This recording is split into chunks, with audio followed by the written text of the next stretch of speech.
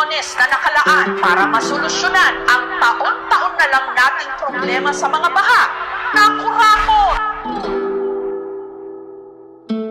Sa mga nakikipagsabwatan upang kunin ang pondo ng bayan, iyan naman kayo. Iyan naman kayo. Ako'y namulat sa bansang matagal nang nakagapos. Lumaya sa dayuhan, lumaban kahit maganda ubos lupang sinilangan. Matatapang ang siyang lahi, kaya kung iisipin ang sarap kapag pinupuri. Ngunit bakit parang hanggang ngayon nakakulong? Tila sa loob ng rehas, bawal kahit bumulong. Ang sigaw ng taong bayan parang di na marinig. Kumakalom na ang sikmura, nagtitiis pa sa banig. Kumakayod parang kabayo, sige ang pasok kahit na baka. Hindi na bale ang magkasakit, basta ang trabaho ay hindi mawala. Parang dagang kumakarera sa buhay, walang wala. Anak, pasensya ka na muna, wala tayong magagawa. Magtitinda lang si Itay, dyan ka na muna kay inay. Kung hindi na makabalik, pasensya sa paghihintay. Kailangan kong kumayod para lang tayo ay makakain. Tubig man ay mataas, pipiliting may maihain ako sa akin pamilya. Kahit unos tatawirin, walang pake sa panganib kasi di nyo kayang sagipin. Mga katulad naming mahihirap at nasa laylayan, paano nyo makikita kung mata nyo'y bulag-bulagan? Sino ba ang tunay na kalaban dito sa ating sariling bayan? Sino ba ang dapat nakapitan? Pag-asang iginapos, ibinunsang karapatan.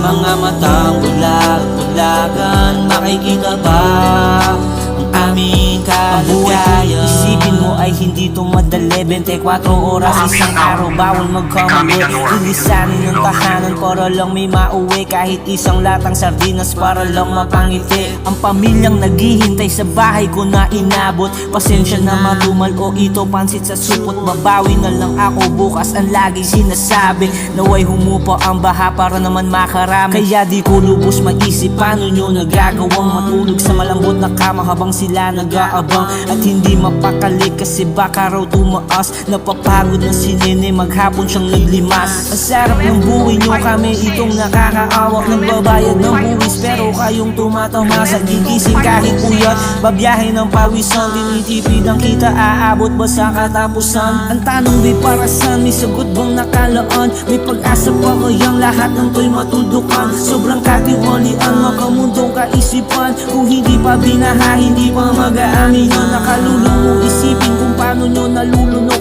Mga biyayang galing nakaw, inabusong tatsulok. Hindi pala baha ang magpapalubog sa ating bayan, kundi katiwalian, malamang kasakiman. Hindi mahirap isipin na hindi pala baha ang magpapalubog sa ating bayan.